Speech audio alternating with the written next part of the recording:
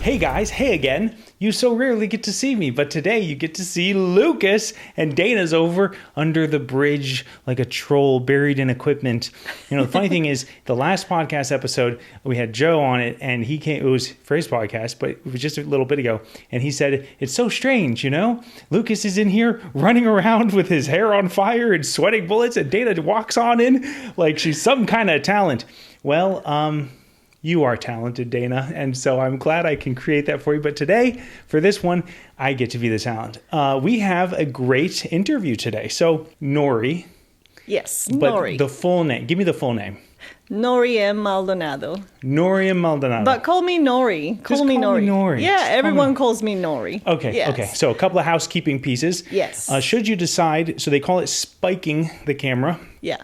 And like when I'm looking at, you can see, and when I look to the camera, pow, right in the lens. So if you want to spike your camera, that's your camera over there.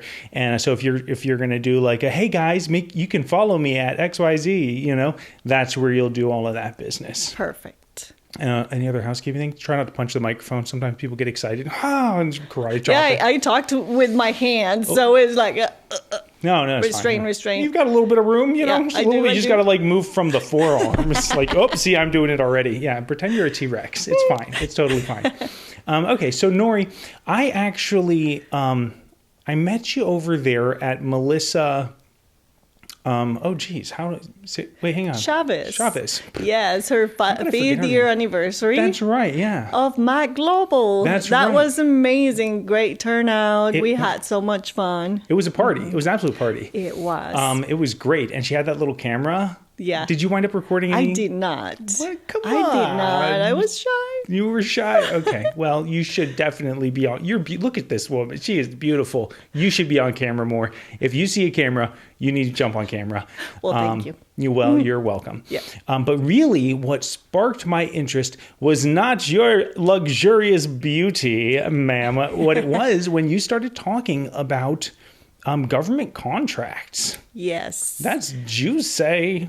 That's where the money is. That's where the money is, exactly. Yeah. And I was like, okay, a few years ago, before the Rocket City Momentum came all the way into existence, yeah, I told my wife, I was like, I'm pretty sure we need to be looking at this. I think should maybe look at this. And I remember pulling it up. Maybe it was sam.gov or something. You can kind of like look through things. Correct. And I started looking at some comparisons, and the stuff that I saw, like the prices that things were going through at for the kind of projects, it seemed to me it was pretty much the same work that we were doing, pretty close to. And it was like the budgets were like 5 times what, exactly. So tell me about that. Tell me about. So let me tell you a little bit about myself, Sure. so I could set the stage. Correct. Nory Maldonado. I am a contracting officer. I have been a contracting officer for many, many years, and now here working with DIA. I'm the contracting officer of the office, the deputy branch chief of my team, and so we see a lot of things coming in. There's some stuff that, of course, we cannot talk about based on classification, but as an overall baseline, everything is similar. Services are services, items are items.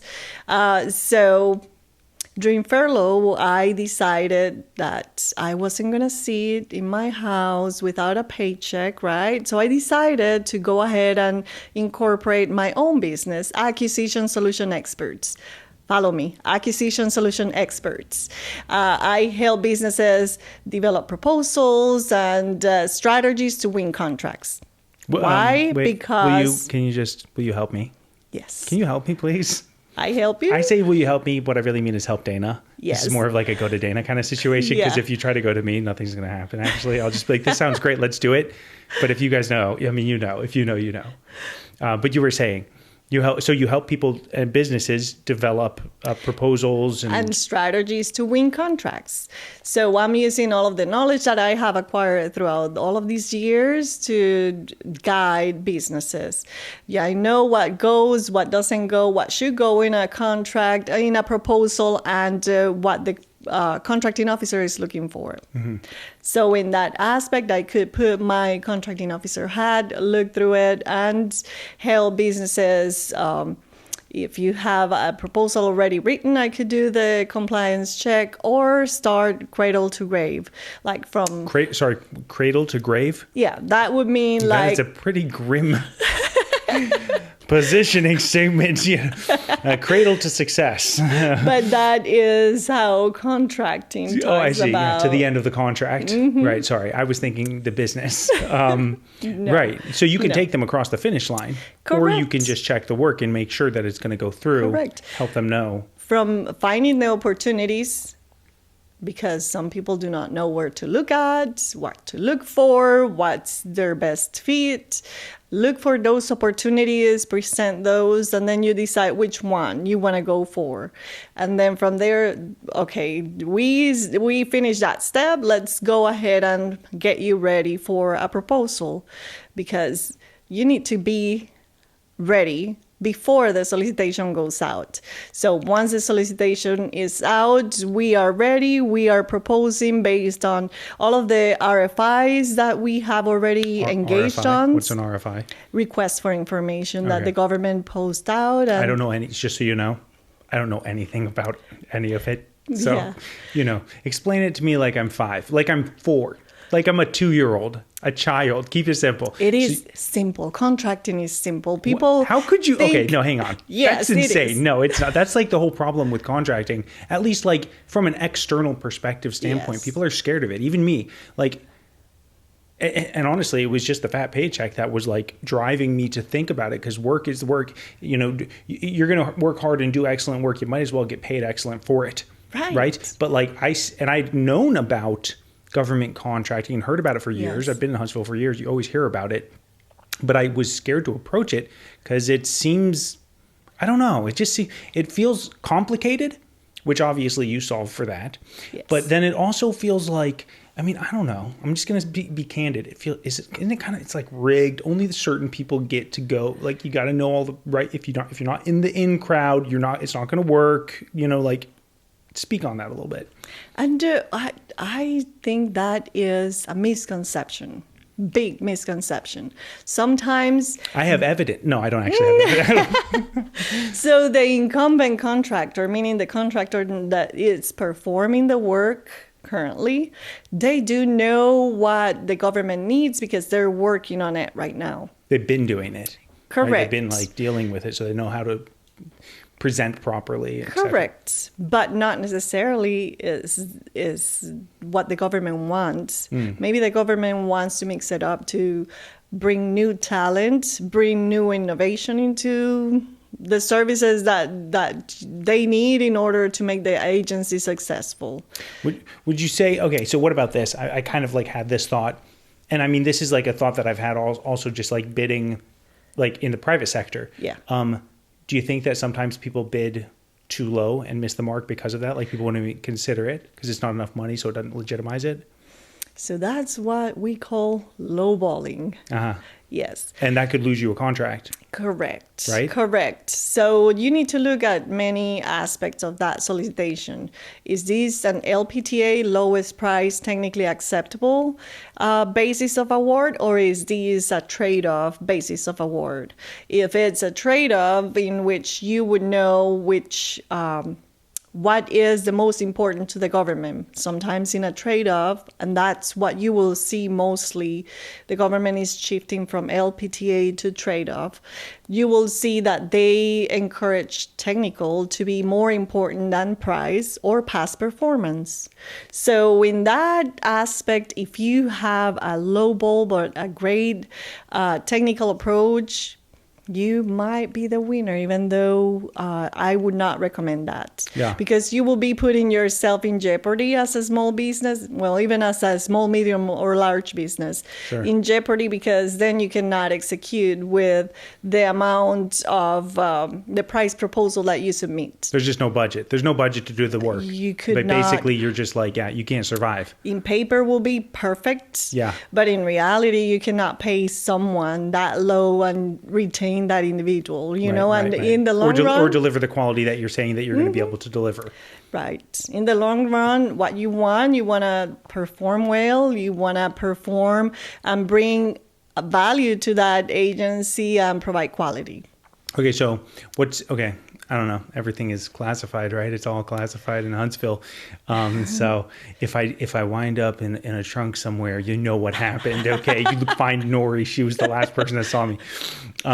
Dana is here. Dana's here, exactly. So me and Dana both gone. That's a twofer. It's a 2 for 1.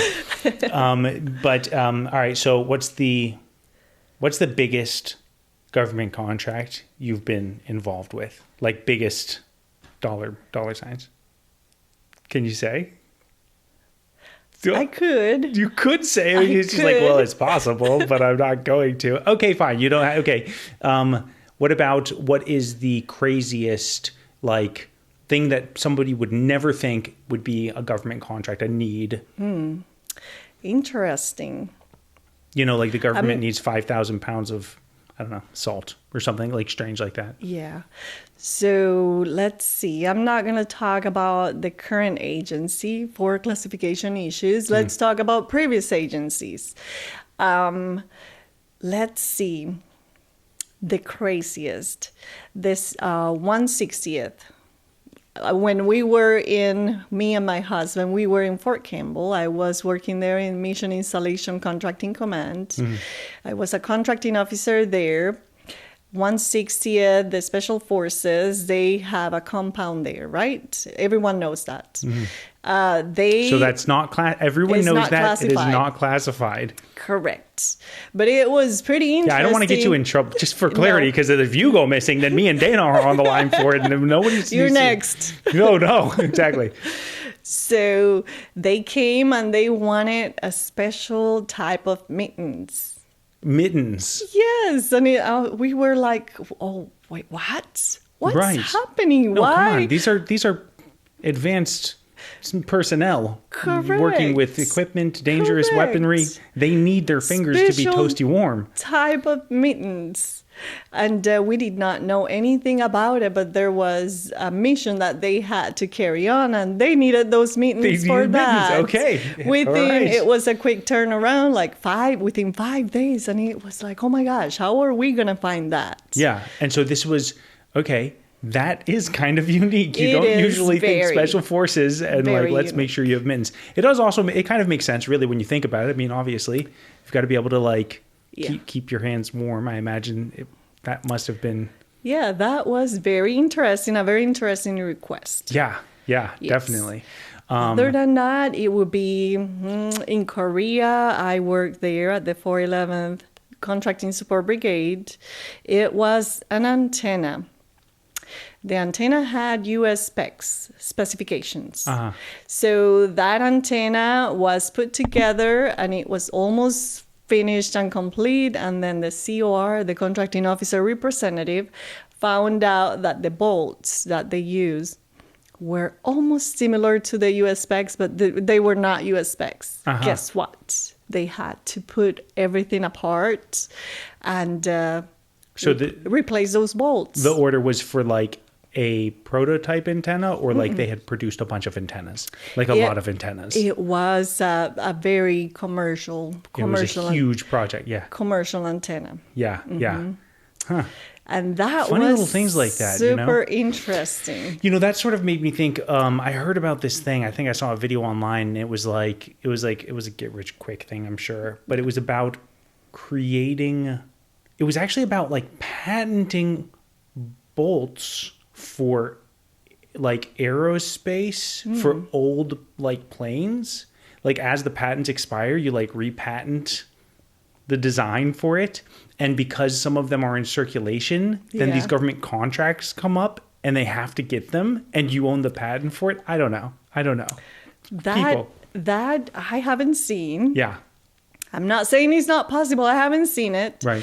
But I don't know if you have seen, I don't remember the title of the movie. It was these two young guys that all of a sudden decided, hey, I'm going to get into contracting. I'm going to War Dogs. Yes. Right? That one. Yeah. It was War Dogs. And, insane film. Totally Exactly. insane film. I was so engaged. It Yeah. was like, oh my gosh. Yeah. But because of what that actually They happened. did. There was a lot of cocaine in that film. There was cocaine and guns. They were like doing a lot of gun movement, right? So like they got very into like the contracting. They started moving huge amounts of weapons, I think, right? Yes. In fact, at one point, I think there was like a problem like in one of the deals and they had to like fly somewhere and it got like super dark, very dangerous stuff. Don't go into arms dealing. Don't do that. If you're thinking, just patent a bolt. Okay, that's like the Lucas Scott version. I like to keep things simple and Yes. easy. I'm very low, flat. You know, if the fruit is not hanging low, it's fine. I'm just gonna move on to the Yeah. next tree. It's fine. I mean, but the government needs everything you could think of, the government needs. Yeah, So if you're a from small... antenna to mittens, right? Yes. like really. From And items video to production services. and services. Yes. And that's so think about that for a second. So would you say that there is like, I mean, the government needs everything, right? It's a huge functioning operation with all of these different people involved and all these different operations going on. But if you were going to sort of think about somebody, maybe someone's up and coming, or they're deciding they want to start a business. Maybe they think, is there a particular business line or vertical or whatever or industry that you would say, oh, this is like an easy entry point? There's a lot of government contracts for this. Like I see these go through all the time. There's certain NICE codes. What is a NICE code? The NICE code is the code that will identify the type of services or items that your company is mainly providing. You could This have is like several NICE Secretary codes. of State, like filing stuff, I think maybe. So that is when you incorporate your business, you need to select a NICE code. Which is like, I know what you're talking about. I've seen it for like wholesale and retailing or like Yeah. for video production, marketing, media production. Yeah. So there are so many, and I could tell you this NICE code is the most popular one or not. But my recommendation, if you do have your heart on something, go with that instead of going Trying to chase the money. correct. Yeah. Because then you're going to be miserable. You don't want to be Right. miserable. Enjoy while you work. But okay, counterpoint. Yes. Money's awesome. It is. Okay. And I feel like I've heard of like a lot of subcontracting type scenarios. So I don't necessarily have to love or be good at making mittens. Yeah. But if I knew somebody who was, and maybe they were terrified of government contracting, couldn't I like spin up like a consultation thing? What about this? Here's the idea, guys. This is what we're going to do. So we're going to make a government contracting consultation thing, an entity, whatever. And we're going to find government contracts. If this is illegal, we're not doing it. I have no idea. You tell me. I defer to you. You got to keep me on the tracks. You and Dana now need to work together to keep me out of Let's do jail. this, yeah. Or out of the ground. Everything is confidential. Everything. Okay, whatever. And so we find government contracts that need things, and we just take that contract and we take a company, we get a black book. We fill the black book, okay? We do it the B&I way. Everyone in B&I, they do stuff. We take that, and then we take Nory, okay? You are the keystone that makes the whole thing work. Without you, if you're not in, the business is dead. I'm so okay? special. Oh and my we're gonna goodness. plug these things in together, okay? Tiny little 60%, brokerage fee, maybe less than that. We'll figure it out. We can figure out the details. Let's not stress the details. I mean, isn't that a business model that people sort of do, where they like bid on a contract and then subcontract it out to people? So there are certain percentages that as a prime you need to perform and execute. It's a prime. This is the person actually bidding on the contract. Correct. So there's a thing called pass-through charges. Mm-hmm. So your pass-through charges cannot be more than 70%. If you go above the 70%, you need to explain, and you need to tell me then why is it beneficial, why is it in the best interest of the government to go with you Oh, instead they're of like, you're just a middleman. Stop Exactly. scumbag get out of here. Instead of going my plan's not going to work, guys. Never mind. It is the worst version of capitalism. It is not going to work. And plus, in your business, you have, I don't know if you have a certification. If you're a small business, you should have a certification, woman-owned, service-disabled, veteran, small business, so on, and Hub Zone, 8A, there's many different certifications. If you do have that certification, there's a percentage that it's you claim you're woman-owned, then a woman needs to be, in charge of that company. Okay. Do they ask for proof? Like, do you have to prove it? She looks very uncomfortable right now by that question. They are getting very strict. Sometimes you don't have to prove. Okay, so Like, don't get audited because you'll. I mean, obviously, do the right thing. For example, right now, 8A recently, they went through a whole vetting and audit process because remember we talked about the pass-through charges? Mm-hmm. That's what they were doing. 8As were able to get contracts without competition in the past. Well, they still can do it, but there's more restrictions. And they were getting those contracts in a sole source basis and then getting a subcontractor to do the majority of it. And taking... Because of those bad apples, now everyone is paying. See, that's what I'm like. I joke like about these like crazy schemes, but really like it breaks my heart really when you think about it because what's happening when that does happen is somebody is basically being they're getting the short end of the stick. Someone's doing the work and not being paid well to do it, and somebody with I don't know. Somebody with a little bit more knowledge and know-how is taking advantage of them and taking advantage of the government contracts, which means taking advantage of taxpayers, really, right? Like, and so exactly, it's not like I said, I joke about it, but really, like the bottom line is, I want to make really, really, really good videos and get paid good money for it. Like, that's not Dana? Can we do that? Is that okay? She's nodding. She's pointing. Let's do that. Nory's saying yes. Let's do that. I mean, come on. Like, that's not so bad. And then you had said something else that, hey, what's our runtime? Can you see it on there? We're at 21. Okay. A couple more minutes. We'll go a little bit longer. I have some more questions. So you have to do at least 30% of the work. You should not be subcontracting people out in that way anyway. But you had said okay. Let's say there's a contract and it says we need video production. Yeah. But there's other things in it. This is why the subcontracting piece is in place in the first place. Because we do video production. We're great. We got it. No problem. But maybe they have I don't know. They also need big, audio video systems for live concert, huge speaker systems, all of this stuff. Okay. Fine. Like if someone came to us and said, we need this thing and we have this money and the budget was right, me and Dana would just figure it out. We'd start calling companies. We'd find sources for it, et cetera, et cetera. I mean, is that how we would handle it? Like if we wanted to bid on a contract like that, basically they need video production and also mittens. We gotta find someone to do the mitten situation. Well, those are not closely related. Probably not in one contract. Right. Yeah. But you see what I'm saying. So in that case, whenever you receive a requirement out there, you see it out there, and it doesn't make sense for these two requirements to be together. There is a period in which the government puts that requirement out and requests sources. That's called sources sought. Then you go in and you provide your input. There's no way you're gonna get these two things at the same time because they're not closely related. It would make sense to make that two different requirements. So you as a small business, as a let's not say small business, as a business, you have the opportunity. We're small business. It's okay. You know, what does this SBA say? Up to $5 million? It depends. That's a pretty small business, you know? But it depends. Each NICE code has their own size standard for small business. Okay. Yeah. I didn't know that. Yes. So look at yours and look at the SBA NICE code table for size standard and you will know. So actually, we could be, Dana, we might be a huge business. We don't know for sure. We got to check the comparison on the codes. She's rolling her eyes over there.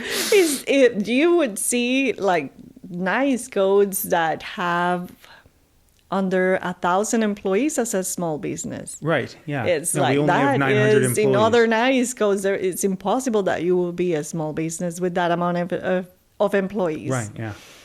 But going back, we Yeah. were talking about... Yeah. So if you have two things that are actually not related in a single contract, there's a time in there Yes. where people can say, look, you got to split this up into Yeah. two contracts. It's got to be done. So you do have that opportunity to provide feedback to the government. Mm-hmm. In that way, the government looks for that feedback because the industry knows better. Sometimes we, the government, we want something, there's some shiny metal, and it's like, well, you could do it this other way, you could take this other approach. So that feedback is so important. Yeah.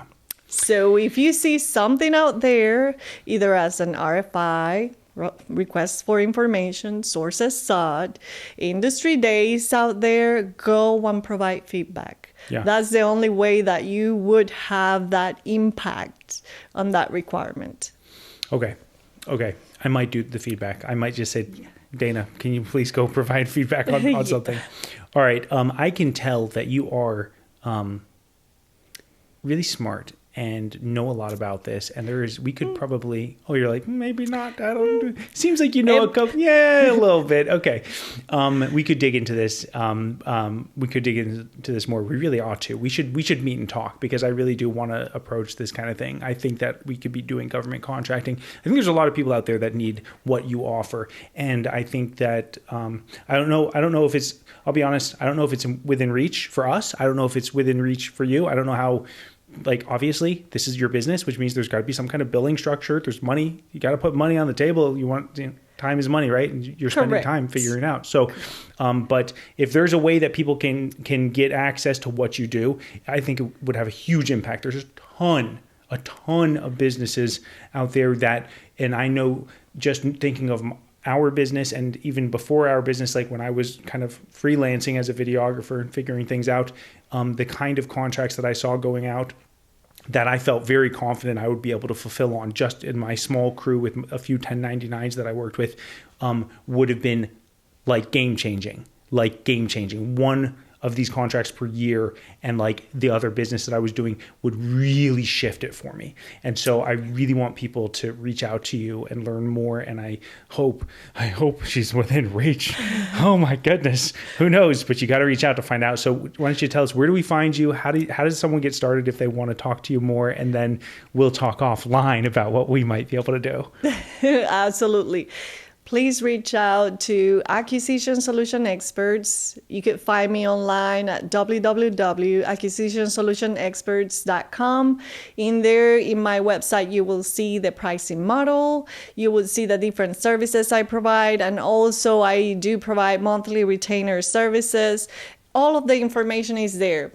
Reach out and let's talk. Let's talk about business. Let's make you win contracts. Right. I mean, that's the true goal is like if you help somebody win a contract, if it works. Have you helped somebody win a contract? Yes. Recently? Yes. Yesterday? No. This morning? No. Okay. I didn't know.